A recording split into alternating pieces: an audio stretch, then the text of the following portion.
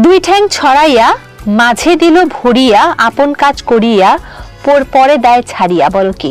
আমরা ইদানিং দেখতে পাচ্ছি যে প্লাস্টক বিডি নামে একটি প্রোগ্রাম হয়, একটি চ্যানেল। সেই চ্যানেলে তমা রশিদ নামে একজন উপস্থাপিকা, তিনি বিভিন্ন সময়ে বিভিন্ন টিকটকার এবং বিভিন্ন ধরনের আপনার হচ্ছে কি অভিনেত্রী ধরে নিয়ে এসে বিভিন্ন শব্দ চয়ন করে এবং এই শব্দগুলো বাংলাদেশের সামাজিকতার সাথে সম্পূর্ণ অসঙ্গতিপূর্ণ। জামাইয়ের কাছে টাকা কিভাবে পূরণ করে? মেশিন বের হয়েছে তো। সাহস থাকে তো সব খুইলা দেখা, ভাই আগে তোর মারে আগে সব খুইলা দেখাইতে। তিনি বিভিন্ন শব্দ চয়ন করে যে শব্দগুলো অশ্লীলতা পরিপূর্ণ এবং কুরুচিপূর্ণ।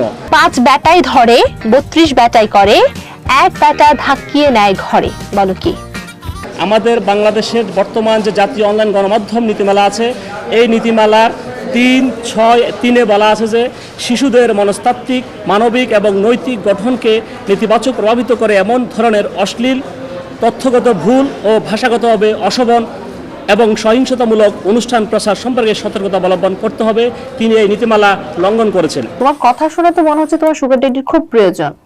আসলেই অতটা প্রয়োজন না, আমি এরকম দু একটা ছেলে আমি ইজিলি চালাতে পারবো। কিন্তু দুঃখের বিষয়, এই উপস্থাপিকা বিভিন্ন সময়ে বিভিন্ন ব্যক্তিকে যে শব্দ চয়নের মাধ্যমে যে অশ্লীলতা, কুরুচিপূর্ণ সামাজিকতা এবং পরিবার এবং নৈতিক মূল্যবোধের অবক্ষয় সৃষ্টিকারী শব্দগুলো মাধ্যমে অনুষ্ঠান পরিচালনা করে, যেটি আমাদের জন্য বাংলাদেশের একটি আবহমান প্রকৃতির আবহমান কাল থেকে যে বাংলাদেশের যে সামাজিকতা রয়েছে সেটি লঙ্ঘন হচ্ছে।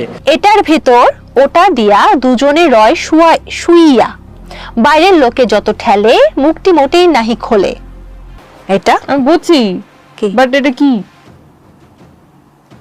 যে কি বুঝলা? এটা বন্ধ করার জন্য আমি একজন বাংলাদেশ সুপ্রিম কোর্টের আইনজীবী হিসেবে, একজন জাতির বিবেক হিসেবে আমি আমার আজকের এই নোটিশ প্রদান করেছি, যাতে তিনি কোনো অবস্থাতে আর এই ধরনের অশ্লীল শব্দচয়ের মাধ্যমে অনুষ্ঠান পরিচালনা করতে না পারেন।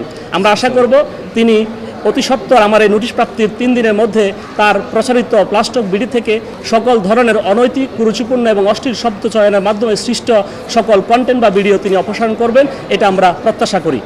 তুমি ফ্রিতে বাস খেতে আসছো আজকে? আমি ফ্রিতে আসি নাই। তোমার নেতাও কি তাহলে কয়েকদিন পর বিদেশে থাকবে? না, আমার নেতা এখন হয়নি। কিরে ভাইয়া তোমরাকে তিনি বিভিন্ন ধরনের ডুয়েল শব্দ উচ্চারণ করে, যে শব্দের দ্বৈত অর্থবোধক আছে, যে হয়তো পজিটিভলি দেখা যাচ্ছে আমি এটা মনে হচ্ছে একরকম, বাট বাস্তবে দেখা যাচ্ছে এই শব্দগুলো এর অর্থটা ভিন্ন অর্থ দাঁড়াচ্ছে, যাতে আমাদের শিশু, কিশোর এবং নারী এবং আমাদের বৃদ্ধ ব্যক্তি যারা এই ধরনের অনুষ্ঠানগুলো দেখে অনেক সময় অনিচ্ছাকৃত দেখতে হয়, কারণ মোবাইলে টিপতে গেলে আপনার চলে আসেছে, মোবাইলে স্ক্রল করতেছে, আমরা এই অনুষ্ঠান চলে আসে, তাহলে এটা আমরা কখনো অ্যাভয়েড করতে পারছি না। এই দায়িত্বটা কার? এই দায়িত্ব হচ্ছে একজন উপস্থাপকের, তিনি কি শব্দ চয়ন করবেন। এবং আমাদের বাংলাদেশ সংবিধানের আর্টিকেল 39 অনুযায়ী বলা আছে যে চিন্তা ও বিবেকের স্বাধীনতা, কিন্তু এখানে এই সংবিধানের প্রথম শব্দ হচ্ছে যে আপনাকে আইন বহির্ভূত কোনো কাজ করতে পারবেন না, অর্থাৎ আইনের আলোকে তিনি শব্দ চয়ন করতে পারবেন। আমার চাইলে আমি শব্দ চয়ন করতে পারবো না, এটা আমার নৈতিকতা এবং আইন বহির্ভূত। আহো বাতি যা আহো, তোমার লেগে হুটনিটা রেডি করে রাখছি, একবারে পিছন দা বইরা দিম। কোন দা বইরা দেওয়ার কথা কইছিল? এটা যে তিনি আমাদের এই নোটিশ প্রাপ্তির প্রতি কোনো পদক্ষেপ না নেন, আমরা বাংলাদেশ বিটিআরসি এবং বাংলাদেশের তথ্য সম্প্রচার মন্ত্রণালয় করব এবং সেক্ষেত্রে আমরা আমাদের আইনি ব্যবস্থা